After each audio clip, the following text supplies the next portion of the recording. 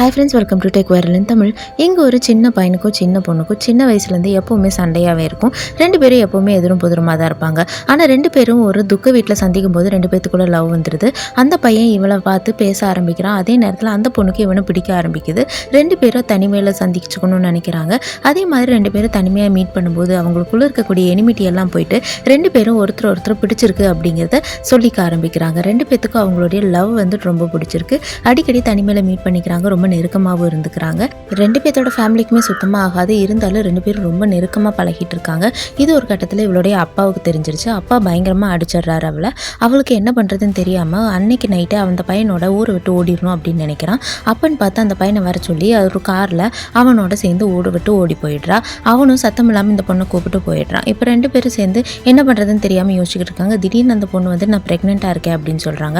அந்த பொண்ணு இந்த குழந்தைய கலைச்சிடலான்னு சொல்கிறாங்க. இருந்தாலும் அந்த பையன் வேண்டான்னு சொல்கிறான். ஒரு வழியாக குழந்தையும் பிறந்துடுது. அதுக்கப்புறம் பார்த்தீங்கன்னா அந்த குழந்தைய விட்டுட்டு இந்த பொண்ணு மட்டும் தனியாக எங்கேயோ போயிடுவா. 16 வருஷம் கழிச்சு காட்டுறாங்க. அவ ஒரு பெரிய செஃபாக மாறிடுவா. பெரிய ஹோட்டலில் வேலை பார்த்துக்கிட்டு இருப்பா. இவளுக்கு நிறைய ஆண்களுடைய தொடர்பு இருக்கும். இருந்தாலும் இவனுடைய முதல் காதலை அந்த பையனை வேணாலும் மறக்க முடியாது. இருந்தாலும் ஊருக்கும் போக மாட்டா. அவளுடைய மகளுடைய ஃபோட்டோவை ஒருத்தன் கொண்டு வந்து காமிச்சு இதுதான் உங்கள் குழந்தைன்னு கேட்கும்போது இல்லைன்னு சொல்லி மறுத்துருவா. அதுக்கப்புறம் அந்த பொண்ணையே கொண்டு வந்து இவன் முன்னாடி அந்த ஆள் நிறுத்துவான். அதுக்கப்புறம் தான் ஆமாம் இது என் பொண்ணு தான் அப்படின்னு சொல்லிட்டு அவகிட்ட நேராக போய் கேட்பா.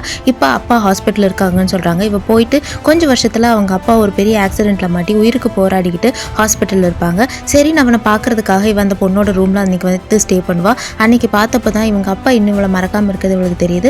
ரெண்டு பேரும் சேர்ந்துடலாம்னு நினைக்கிறாங்க. அவங்க பல ஞாபகம்லாம் வந்துடுது.